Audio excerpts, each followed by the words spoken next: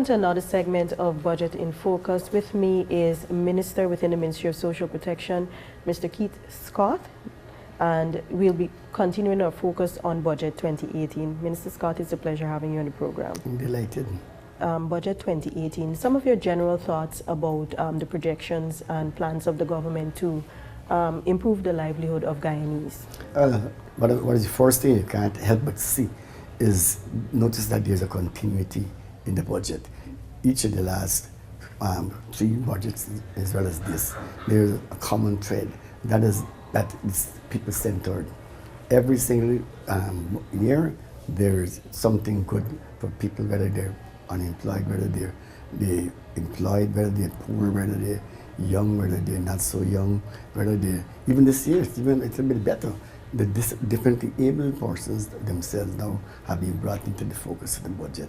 So this budget is, while not trying to be extraordinary in terms of making great promises as about projects and so on, what it has is that efforts have been made to make sure that there is something for everybody in it. Even the business people, they have been given a little bit more than just last year when they moved from 30% to 29% in terms of the corporate tax. Now their employees are being brought into the field where you have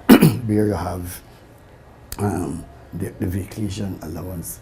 Now they can have the same conditions that the public sector employers had. So all in all, everybody can feel a certain amount of happiness. Even if there's a criticism, you don't see the budget in terms of, well, this happens 2018, because it's a continuous process.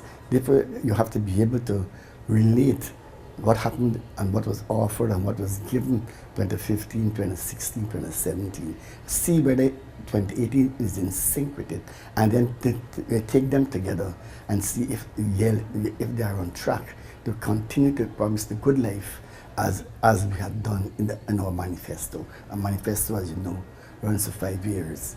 And if you were to carefully examine some of those promises that we gave, not only just what we promised in the first 100 days, all of which virtually all have been delivered, but what we have our plans for expansion, you'll see more than just the delivery of promises, because our government is more than just promises and deliveries. Our government is more or less making manifest our goals and the vision for a new Guyana.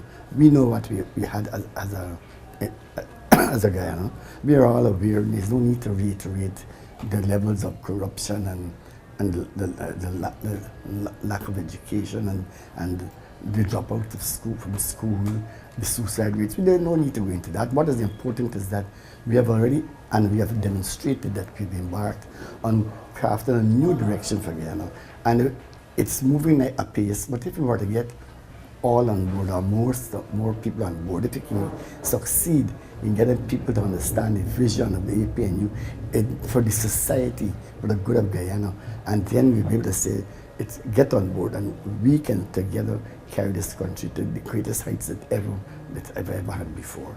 Well, thank you so much, Minister, for that response. Well, you hold the responsibility for labor. What are some of the projections in your sector for 2018? What can Guyanese citizens look forward to? Well, when I came into the ministry, my goal and the country's goal was to make sure that Guyana can create a stable industrial climate. We want to be able to tell the rest of the world that Guyana is a good place to do business. I think we're on course to succeed in doing that. And those strikes, if you notice, this year we have had the least amount of strikes in this countries ever for the past 3 years. This year we've had strikes in double digits, right? For the last, or however long you can think about, strikes every year was in the triple digits, 140, 189, and all those sort of things. Now you're at a very low double digit. As we go through, and as the society changes, as people's attitude towards labor relations changes, I predict we'll have very little strikes, because we will see that our society move to a new level of industrial relations, whereby although the strike weapon will always be there, but we will crafting and helping to craft interrelationships between employer and employees, where any differences can be settled in the right way. One of nice conciliatory ways. Also, we'll make sure, and we have already begun to move employers to the point where industry the laws of the labor laws, the occupational safety and health laws are not only known, but we're teaching it actively as part of our ministry's program. So we get reaching out to employers, reaching out to employees, and as such, people are now conscious and are much more aware that these laws must be upheld, and the employers, to be truthful, are responding very positively to. They're even asking us to run seminars, not only for employees, but for employers, and this is what we've been doing. So with that spread of the education and the knowledge that may not have been fully understood, employer and employees are rated much better. If you notice that they have now implemented this year budget a daycare provision so that an employee can have our children or our kid looked after in a facility at our workplace. This is going to even get better because not only just that is the employer doing that. So you can see, if an employer can see that the employees can bring the children, that they're well taken care of, that providers is presented, then it means that as time goes by, you're going to have a relationship that between an employer and employee that is a new high. This country has a history of having struggled in a battle between employer and employee. There was always that sense of antagonism. That we are moving away from that. Now that you're seeing where now the employer are recognize that where the real wealth lies and the continuity of the wealth and the continuity of productivity is in that they have to have an amicable relationship between the employer and the employee. They are doing that. The employee also themselves are doing equally the same thing. Employees are now much more conscious that time means something. In the past, when you had a question of absenteeism, when last you heard about people being absent, when last you heard about people going to work late as if it's a right. Now, whenever somebody goes to work late, there is might be a valid reason. But at the same time, transportation has improved. But lateness, the employee recognizes the relationship between lateness and loss of production. So the employee-employee's relationship is getting better. We are doing all we have done and keep on doing to foster that kind of climate. And I think our ministry is succeeding admirably. Okay, thank you, Minister. Now, occupational safety and health, what are some of the programs or training initiatives that will be on stream come 2018 that we can look forward to? Well, we can't just say 18 alone. We have to, it's a continuity, because in 18 we are looking at the laws. We are upgrading the laws, making it much more modern. We have had a series of programs, of seminars that's already planned. We intend to make sure that we get to the employers. There are a few employers who are still not aware that the laws are required to be met, like putting up signs for safety, having workers committee and employers committee, so that everybody is conscious that safety is everybody's business. And the accidents that happens, we have instituted a policy and we are going to maintain it. That is, if there's an accident, the employers has to let us know within 24 hours.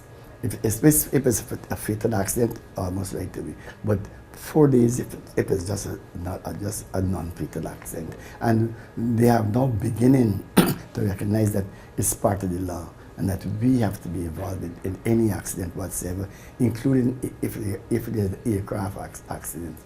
When you have aircraft fatalities, we liaison with the aviation department and we go in and do our investigation. Naturally, the investigation that the Civil Aviation Department will be doing will be more focused on the technical aspects. We, on the other hand, would focus on whether you have pilot error or whatever aspect that would affect the safety of the pilot, whether the pilot might have been flying for too many hours or whatever. So our role is important because if we can show that there's no contributory factor of the pilot to the aircraft, if we can show whether there might have been other factors that caused the accident or it might not even be an accident, we will be fulfilling our mandate. So we are doing all of that, and we strengthen our relationship with all employees. Mining is one of our biggest problems because we recognize that many miners have not been treating with their tributaries the correct way. They have not been allowing. There's a contract of service that should exist between them, and there's also a written contracts that they have between themselves. Now that gives them legitimacy to claim that they are either employed or self-employed by the main miner or the head miner. So we are looking into those areas because mining have had a lot of accidents, and more than any other sector, even more than sugar.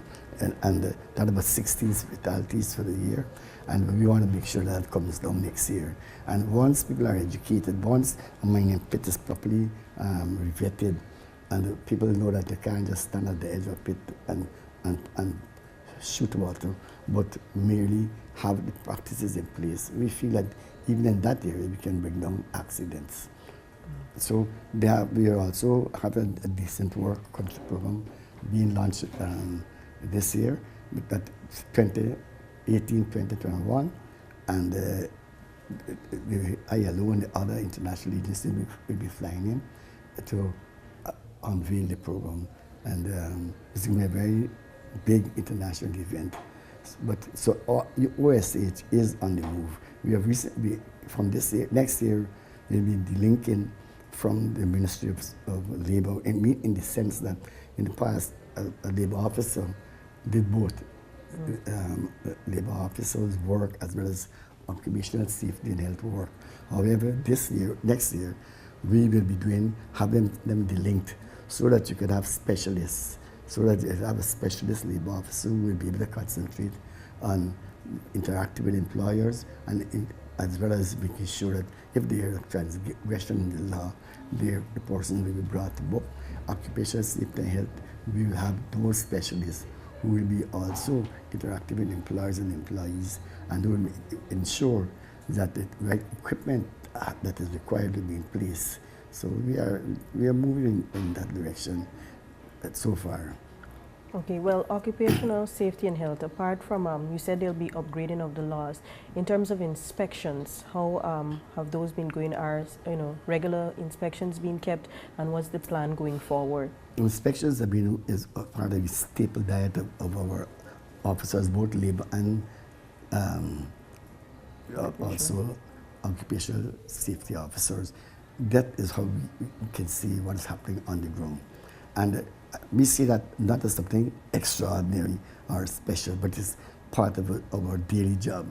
So we do have many inspections, and next year, now that we're separating, we have more people on the ground working in each of the two departments or sections, and there'll be more inspections, because even though you may know the employers, you still need to make sure you touch base with them. You still need to make sure that they don't regress into bad habits. So we will not compromise on inspections at any stage. And if there happens to be an accident, well, then we'll intensify that focus.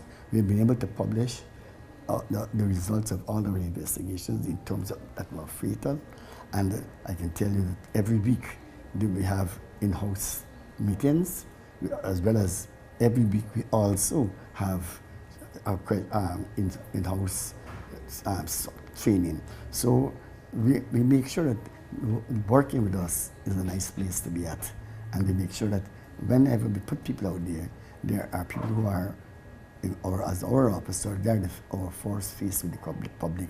Hence, we make sure that they're well informed, and we make sure also that the basic courtesies that is required of a public servant is well displayed by them. So what I don't know what happened in the past, but we've had rumors of corruption and so on, we can tell you that that will be given short shrift.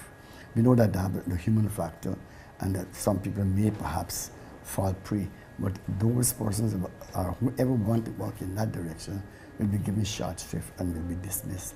So we are very straight about what we are there for. Our job there is to serve the public, and the public is everybody out there. And we will not compromise on that. We appreciate the fact that we're being given the opportunity to not only talk now to the public, but also to have different appearances by our officers at different fora.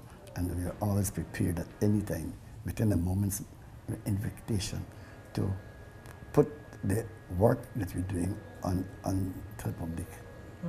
Okay, serving the public. Another area that is of focus would be complaints. How many, roughly about how many complaints you've received for this year, and what are some of the steps being taken to address some of the common ones? If you could list those two. If you have complaints, we probably have about, for this year, about 400 plus complaints. Now, every day you get complaints. By the time I go downstairs, you see people ready to complain. So far, I have never yet gone downstairs or come to work. I go to work at 7:30 every day. I have never ever gone in or gone past anybody sitting down there I've never stopped and say, what is the problem, or why are you not smiling? And we listen to them. And we, as in my case, I hear them, I assign them to the officer, the duty officer, who makes sure that they're given the right labor officer or occupation officer to attend to their grievances. In most cases that I have seen, they have always left smiling. We have always addressed all complaints.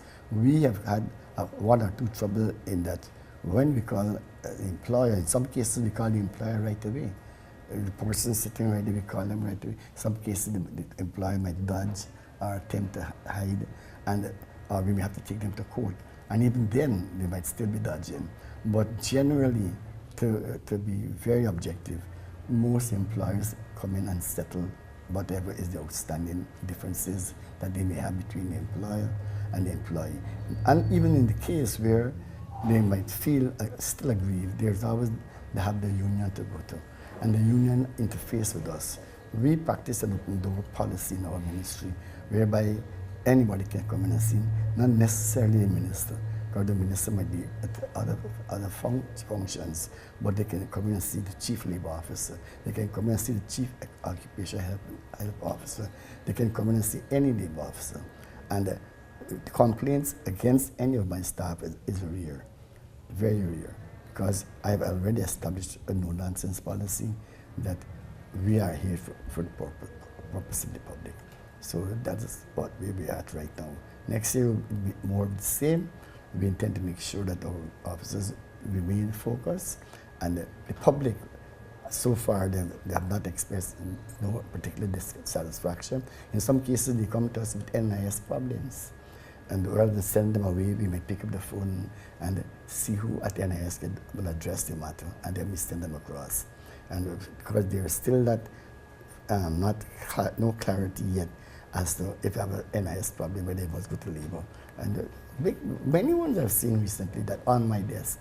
And so right away, you know, it's not really our own directly, but Social Security is NIS is part of that, as well as we are part of that. So we have a very close relationship with each other, and it's easy to send across people to them. Okay.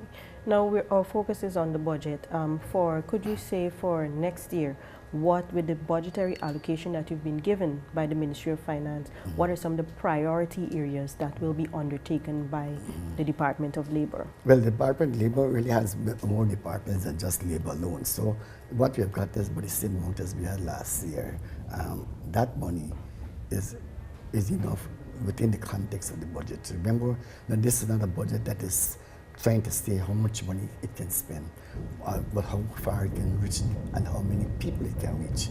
In that context, we are quite prepared to make whatever we have go the extra mile where necessary. And we are always prepared to make sure that we can access international funding. For example, we have already gotten some help, the co-op movement, which is our one of our pet our projects has just been able to access a 12 million US funding program that in conjunction with the Ministry of Agriculture, so that we can start a co-op program as a pilot with 4 villages. The 4 is Ithaca, Buxton, Beefy, and Waka. And each of those projects will be employing or encouraging the formation of co-op society, at least not less than for the 750 people. So we're talking about 160 to 170 people who immediately will become engaged in deployment, that farming employment. They're going to get equipment to drain those lands. They'll be getting tractors, they'll be getting backhoes, the works. This will be controlled by the Ministry of Agriculture. Those lands will be drained, and the ministry will always have control of those vehicles. So those farmers will now be able to have drained agricultural land and begin production next year. We feel the best way for them to be organized is the formation of co-ops, and they have responded enthusiastically, and right now they're doing the due diligence to make sure that everybody's above board. So you do have these programs going forward, right? Okay. Decent work, co-ops, and the legislation for labor, legislation for OSH, and our normal routines of training, visiting, teaching. These are ongoing anyhow.